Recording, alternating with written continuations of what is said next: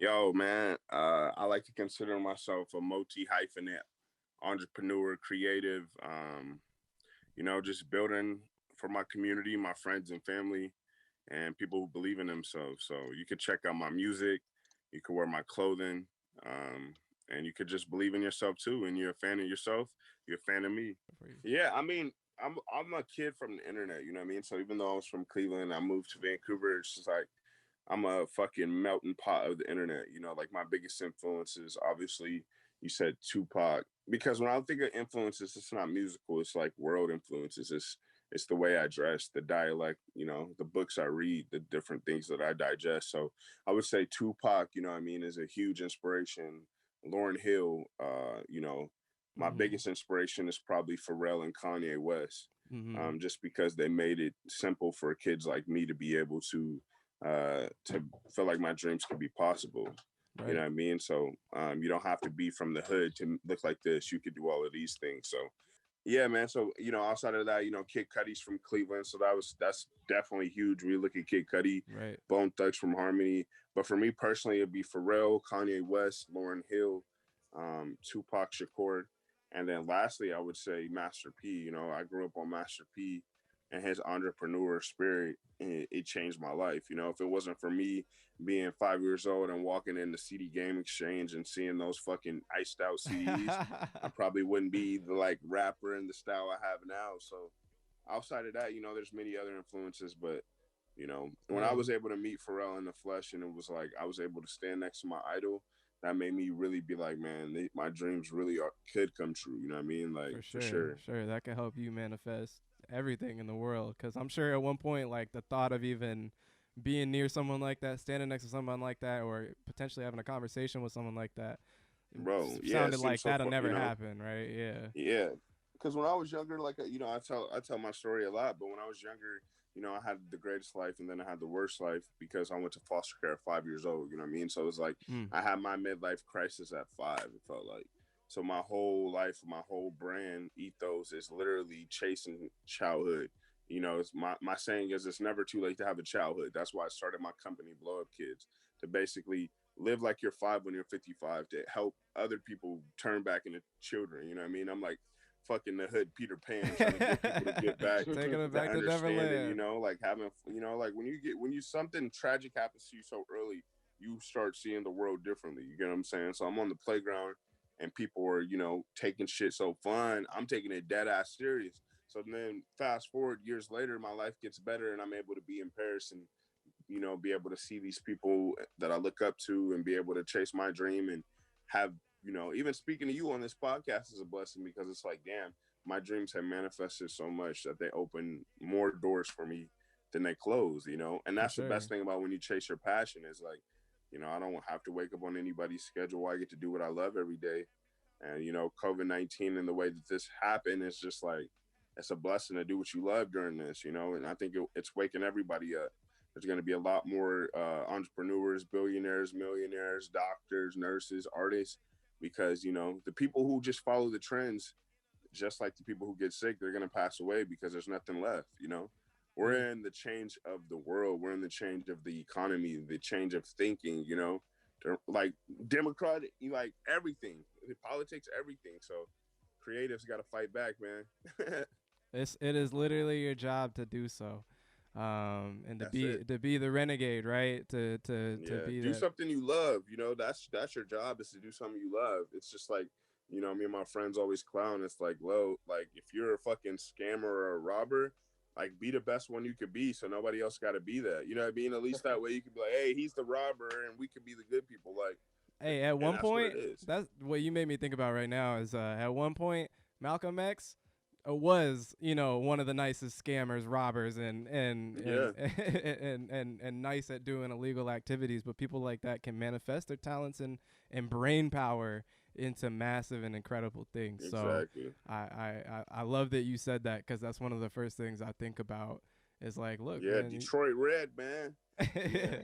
Yeah. No, but that's what it's about, bro. That's what this whole time frame is about. You know what I mean? Is that in a weird way, it's like you got to get in where you fit in. You know what I mean? It's like this is building new skills that are necessary for the next generation. You know what I mean? Mm-hmm. And it's like, yo, you get to decide how you want to live the rest of your life. And what we're seeing is there were so many people who thought, entrepreneurs weren't making the right decisions, right? It's the Mm-hmm. same thing as why building your social media profile is so fucking important. People didn't understand that, you know what I mean? They'd be like, what the fuck? I'm off social media. I'm off the grid. It's like, yo, cool. But now what are you Stay gonna over do? there, You're off the grid. You can't do Right. shit. Right. yeah. Facts, yeah, yeah. So Yeah. what brought you, man? What brought you to the West Coast, or at least in the Northwest specifically? Man, my mom got a job and an opportunity to give us a better life, So we got back with my mom and we were able to have our family back together. And she was like, fuck that, I'm out of the hood. Cleveland is like Detroit, like Brooklyn. Like, it's Mm-hmm. dirty. I love it. It made me who I am, but it's dirty. It's not good. It's not healthy. You can't see the sky. My mom moved us out here, man, and I was able to go to college, have opportunities, and become the man that I became. So I love that woman. I never seen her fold. I never seen her give up, even at the lowest of the low. Mm-hmm. And man, I'm thankful for that. You know what I mean? When I think about where I live, it's like, I'm able to go to the Nike campus.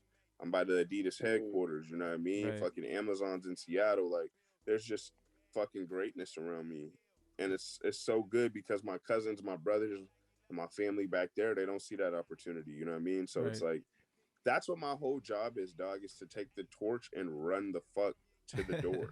You know Yeah. what I mean? For not just only me, but for like anybody who believes in themselves. Because it's like I'm audacious enough to know, like, yo, I'm trying to be the fucking best artist in the world. Like, you know what I mean? I want to show people like you could be fucking, the baby big from your fucking crib. You know what I mean? Like I'm doing Mm-hmm. this podcast in my fucking bed, but it's like I'm making songs every day like I'm in fucking the studio with Rick Rubin and Michael Jackson. Like, you know what I mean? And that's dead ass how serious I take what I'm Yeah. doing because I know the kid of me in Cleveland who is in that fucking foster care home needs somebody to look to.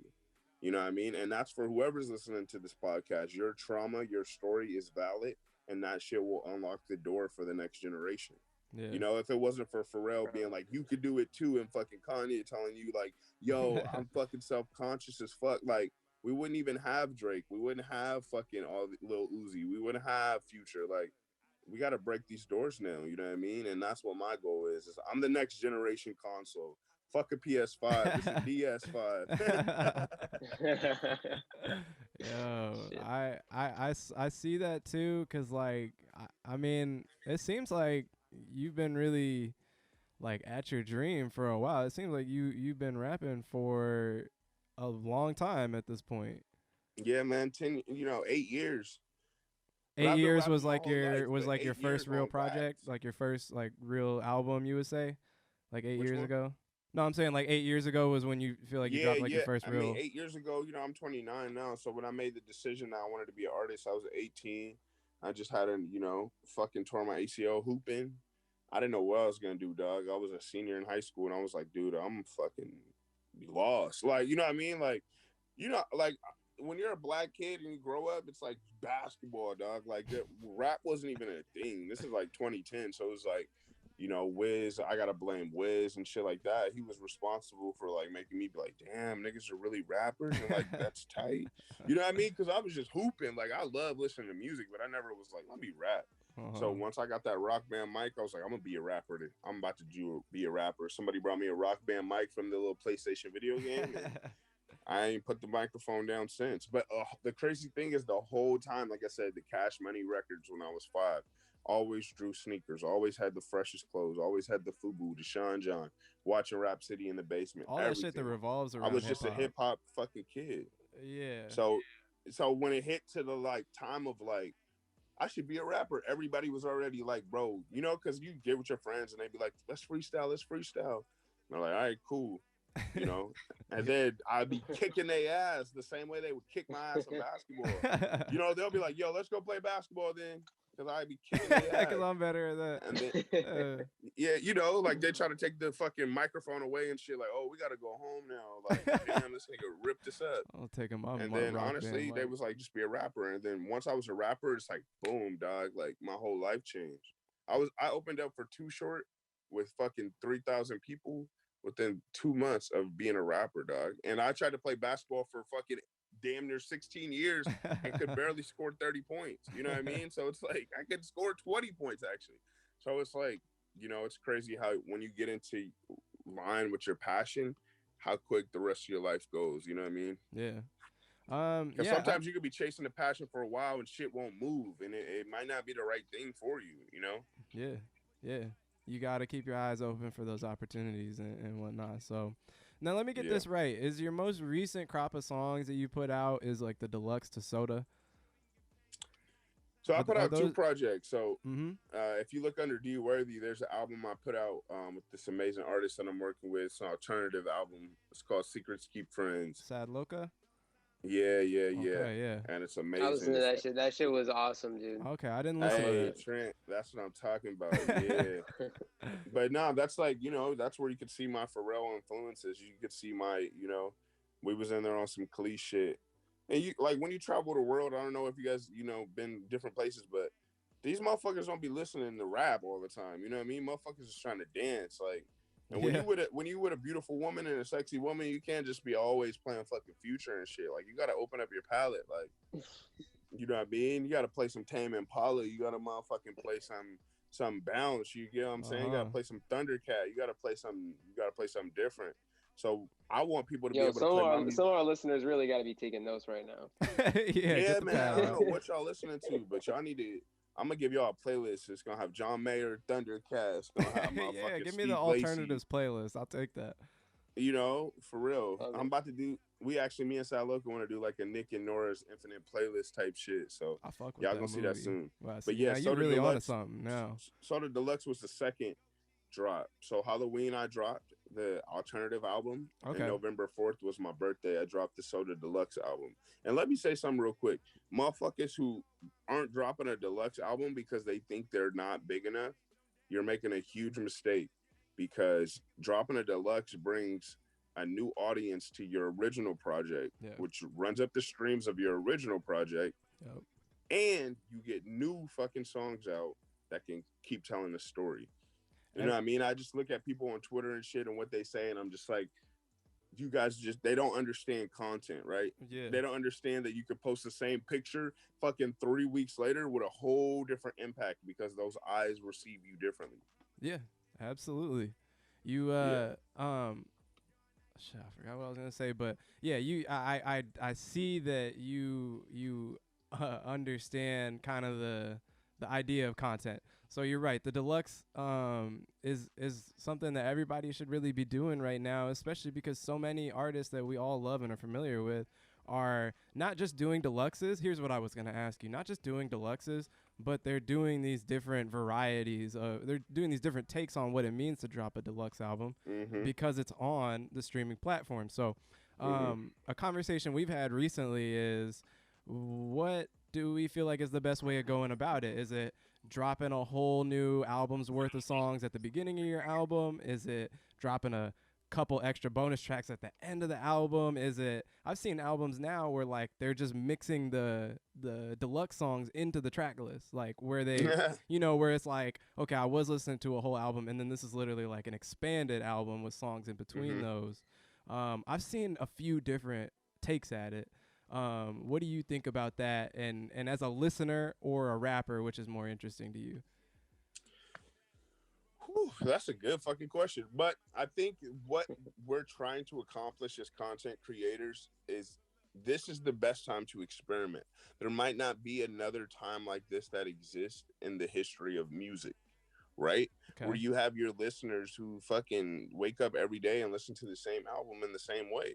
They Mm-hmm. listen to your album on shuffle. Honestly, most of the time, I might listen to it in sync, but I haven't listened to Good Kid, Mad City the way it was intended to be listened to since the day it dropped. Yeah, So, what would be the point for it? You get what I'm saying? I Like, do. honestly, it's so amazing, and I think the fans don't understand what's happening until it starts happening because they'll take it as a whole new album.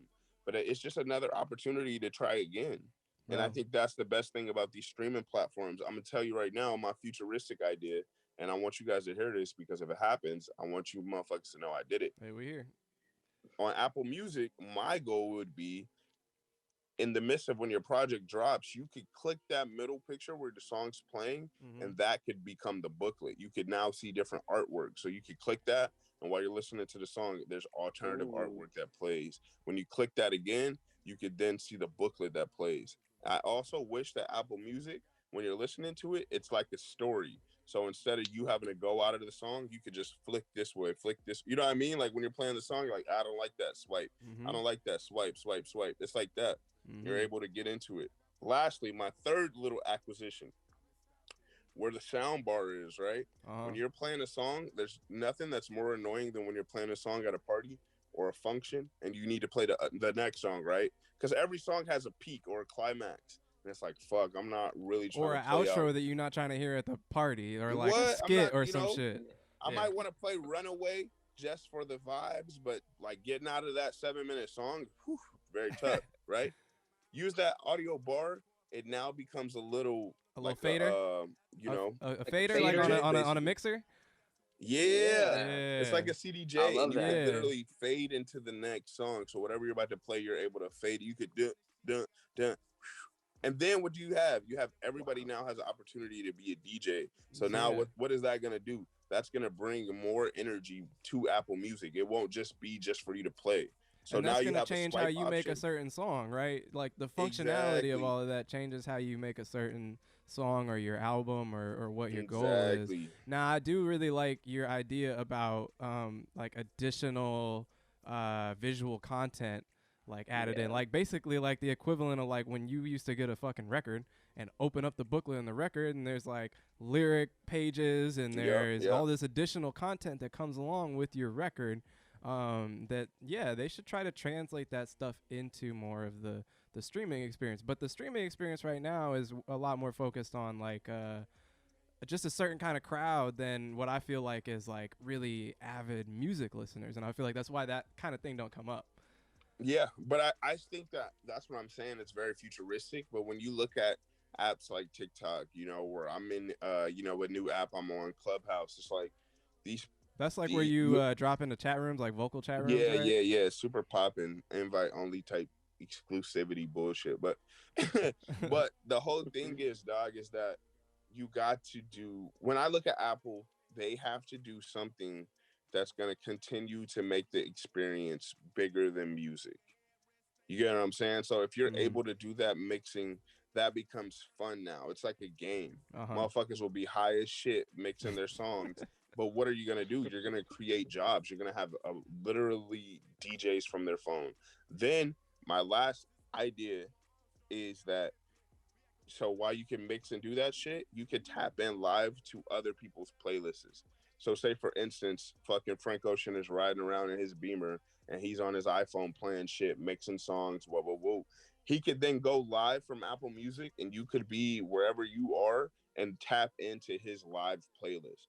You know what I mean? So it's like Frank Mm-hmm. Ocean is currently listening to, and you'll have the little visualizer And like you can on your cover, broadcast that. but you get to see what he's riding to. Like that's everybody's dream. But that's three things that would make Apple Music bigger than it is. And I think with the deluxe projects, that's what we're trying to do. Really, is we're trying to make streaming more than it is because we want to give you more songs, yes. But in a perfect world, what we want to give you is more of us, more content, and more of us. You know what I mean? And I Yeah. think that those changes will allow artists to give them more of them. And I personally like we consume a lot of music on this podcast. Like no Yeah. bullshit. Like we literally go I mean, before we used to try to do as many albums as possible. Now we try to do like 3 in a week if there's more than 3 in a week that we want to talk about. But I Yeah. mean, just 3 albums a day after they come out, you know, and then whatever else we listen to is a lot of shit. So That's a lot of music. it Yeah. is, yeah. And we try to really digest it and try to, you know, like give it the attention that it all deserves, which is difficult. It's kind of impossible, but yeah. So like I personally, and Trent, maybe I want to hear what you say, how you feel about this, but I personally, it can be kind of difficult for the artist and for the listener to have all these different projects in one year. Like to have to come back and keep up with the music cycle by dropping 2, 3 projects, full albums or mixtapes like in a full year. Um, Whereas opposed to just going back and adding songs to an album, an experience that people are already familiar with, Mm-hmm. and extending that, I feel like is easier in today's music world. Everybody's releasing a lot of music, but I feel like to digest it all, it can get a little bit easier if it's under the same name. If I'm listening to just more Soda Yeah. songs, Mm-hmm. you know, Right. I'm thinking like Life of Pierre 4 Deluxe was a lot easier for me to like get into than if he had just like, cause I already had the recommendation to listen to Life of Pierre 4. So when I got the deluxe, I was like, oh, more incentive to listen to the whole fucking thing. right. If somebody But gives me a full album of Lucy's from an album they just dropped and try to call it something different, like I feel like I'll take that less positively right, than if I'm just getting more songs on the same project. Right? If I'm clearly getting some B-sides from an album that, you Yeah. know, right, at Also, least you gotta think of like, I mean, for me, I think when the artist does the deluxe in comparison to dropping another project or maybe more projects, is they have to look at their fan base. They have to look at the hunger at the fan base because honestly, there's some people who will listen to all fucking 40 songs because they love you. Doesn't matter if it's right. a deluxe, it doesn't matter if it's SoundCloud. You know, like there's right. people who listen to Playboy Cardi leaks every single day. Yeah. You know what I mean? Yeah. And Those they're are the most hunting prolific. for a new one every single day. And I think that that's the one thing, you know, for the artists listening is that, you know, sometimes it could feel like a lot of songs. You know, I put out a song a week for a while, you know, thanks Mm, to Russ. That's, you know, he gave me some good advice to the world. right. And, you know, you just kind of got to be conscious that you're doing shit, yes, for your fans, but you're really doing it for your super fans. Yeah. You're doing it for the people who are gonna fucking, you know, think about Travis Scott, right? He might not have dropped a lot of music, but he drops a shit ton of fucking content. He drops Mm, merch almost every two Yeah. weeks. He's consistently in your subconscious, and that has revved up his fucking true supporters. So they might not fucking listen to everything in the world. They might still be stuck on Days Before Rodeo, but he gives them so much shit that they are hooked. You are building an addiction. And that's basically, you know, and not in a negative way, but that's literally how you build a brand. You have to build familiarity with like just the consistency, you know, Yeah. and you have to be consistent with your fan base. Like Pierre has been consistent with his fan base because that's the fourth one. And each one has like 20 songs. You know what I Mm-hmm. mean? And it's like that's a shit ton of songs. And honestly, probably people will be like, yo, that's a lot of songs. But for the people who really fucking love him, they're addicted, dog. Yeah. Like It's they are nothing. really right. like Yeah. living in his world. Same with Uzi. Like Uzi has a lot of songs. He really doesn't even need to drop any more music if he didn't want to, but he's addicted. They're addicted to it. Drake, same thing. Yeah. He might not be, it doesn't seem like it's like, you know, album, but Drake has a lot of music and has always had a lot of music for 10 years. Yeah. And And he'll that's why drop people something know who he basically is, you every know? year. He'll drop something basically every year for the past 10 years. Yeah, Um, and features every 2 months, you know what I mean? And yeah. it's like, it's just good brand building, you know. And I think that that's what more artists need to be more concerned with. Is like, yeah, you don't want your fans to get burnt out, but what the fuck is a fan getting burnt out if you're good enough, right? Like, or how do Absolutely. Hmm. you what they, Absolutely. If you were worth it. you know? Yeah. Yeah, because I mean the name of the game is like as much as it feels like we're talking about a lot of music, like we have personally me and Trent like we have a good flow of how to digest some new music real fast, like in a day Yeah, turnaround, right? We got to talk about it the next day. Not saying that we got everything figured out about how we feel about shit cuz shit always grows on us or you yeah, know sours on us or whatever, but yeah, I agree like it's for the fan that's listening to music today and the way that streaming is, like, yeah, you can release that much stuff as long as you are strategic about it.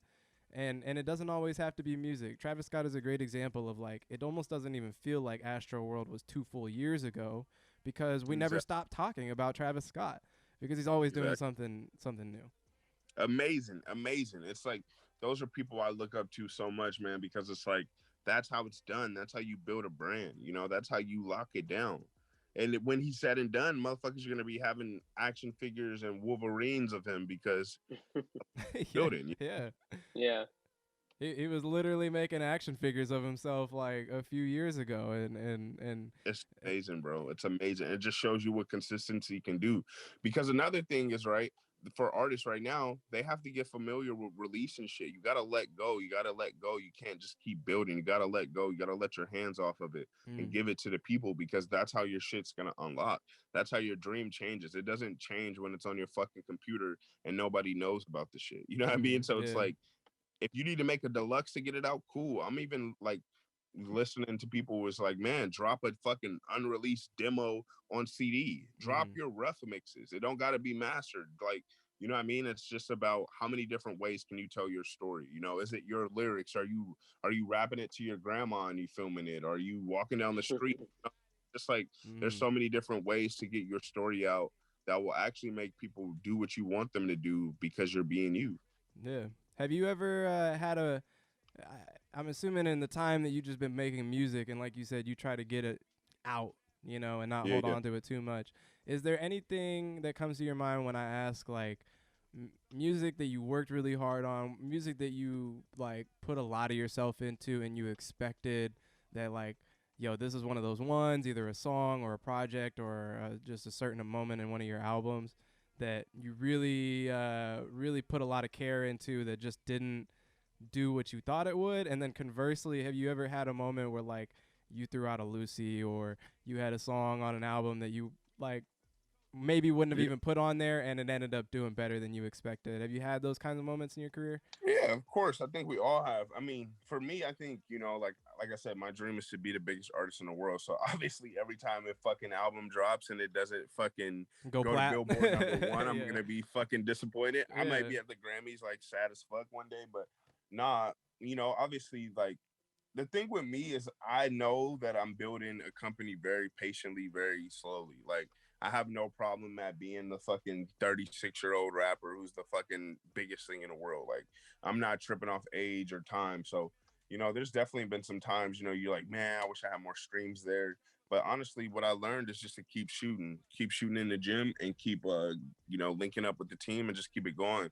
Because honestly, like I said, you know, on the second part of the question, my second album ever was Anticipation. I was in college and I was dealing with anxiety, depression, bro, really bad. Didn't have nowhere to sleep, sleeping on the floor in college dorms. And, you know, I remixed a song from the XX, and I fucking dropped that shit. And I didn't know what Spotify was. This is 2012, 2011, 2012. And I didn't know what Spotify was, but the homie was like, yo, this is like a distribution platform. I'm gonna put your shit up on here.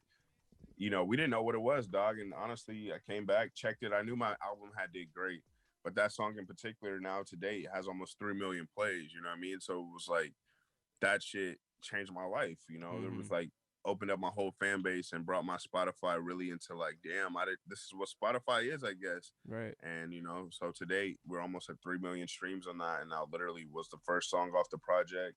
We randomly put it on Spotify and it did what it did, you know? So it's like, damn, that's shit's powerful crazy. too.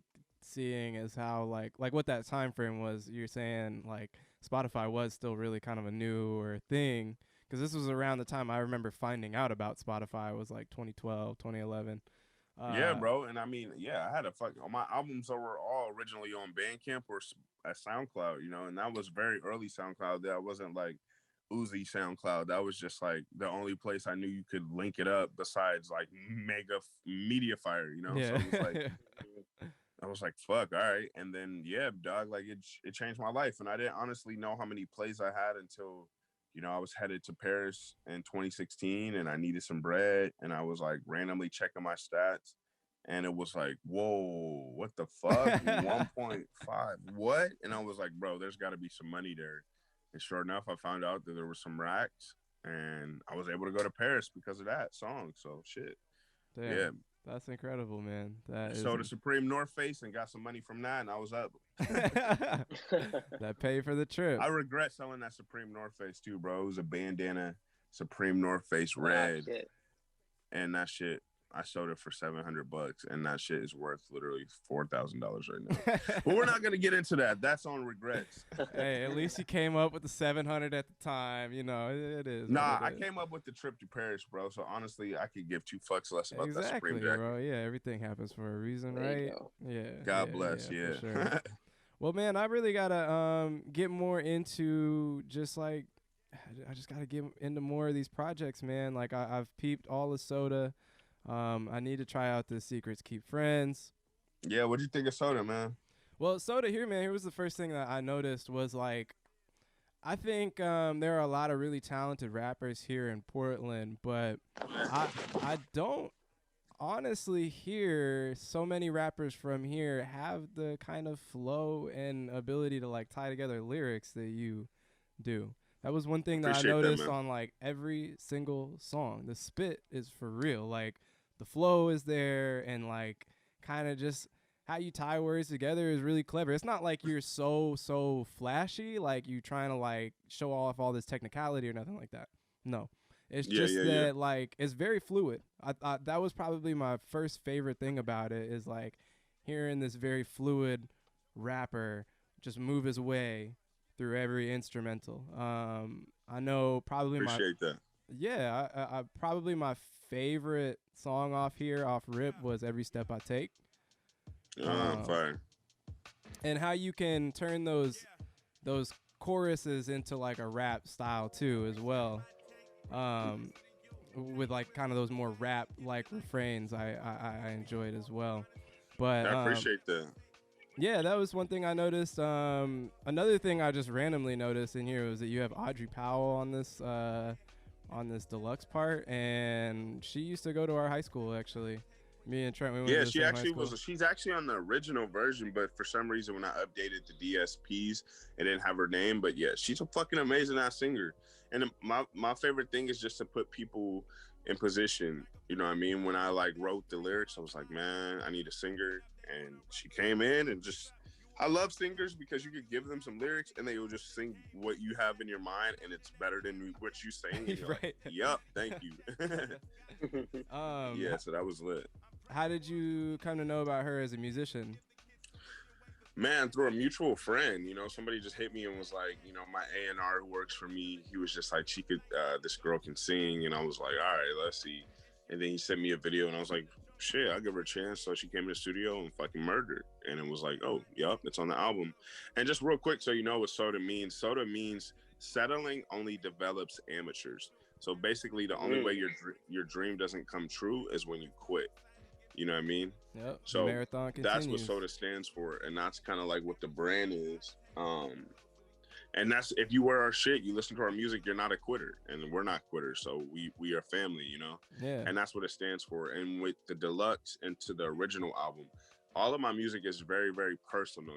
So every step I take was made right during the protests, right with the George Floyd killings and us being in the protest and me and my co-founder of the Blood Kids, Marcus, just watching CNN. And I think that was literally the day George Floyd got killed or day after we went to the studio and made that. And, every step I take brings me closer to you, take a risk on society, give your life to the truth. I couldn't be more honest with you. Every step that I take brings me closer to you. It's just literally like poetry in motion because Yep. it's like you take a risk on society and give your life to the truth, you're gonna have something good happen to you because society isn't always right. You know what I mean? It's like society can paint a lot of pictures for you, but that doesn't mean that they're always right. And when you give your life to the truth, you're gonna find out what's right for you. You know what I mean? That's why I got this big ass African American flag above me, and just kind of tells those stories. Yeah, you have a serious like stream of thought, I think is what I was trying to express about, your rap style is like it does feel like the pen just bleeds. I don't know if you write or not, but it does just feel like, it just I comes do out. right, And yeah. when especially when it feels like you are speaking about something which is really important to you, which it seems like you always are trying to on these projects, that you can just kind of like it's cathartic. Yeah, That's the most important part for a lot of the art that I enjoy listening to, like when I can really sense that the artist is truly getting something out of putting these thoughts onto paper and relaying them to me. That's when I know I'm absolutely. hearing some real art. Absolutely, bro. You're right. I mean, I take pride in being a writer. I mean, I love my homies who can freestyle and I can do that too, but I was made to be a writer, you know what I mean? So Right. it's like I want to be Dr. Seuss, you know what I mean? I want to be like Mark Twain, at his thing. And just like fucking that's what yeah, you're right. I let the pen bleed, and it's like there's no better feeling it's like a deeper fucking, it's like deep breaths, dog, when I'm writing these bars and shit, because I'm like I said, I want the kid at the foster care to understand I'm still here for you. The kid in, you know, white suburbia, I'm here for you. The motherfucking kids in, you know, Botswana or, you know, Ethiopia, I'm here for you. I'm here for everybody. And that's why I said, you know, until I'm dead, I got to have somebody stand on a mountaintop and be like, yo, I want to be the biggest artist in the world because I want to work like that. Yeah. You know, not just because I want to swag out on you, but because I want to give motherfuckers, you know, I want to be a politician in my own right, you know, for my music people. And that's what the goal is, man. So I appreciate you guys listening, man. I appreciate you guys tapping in with me.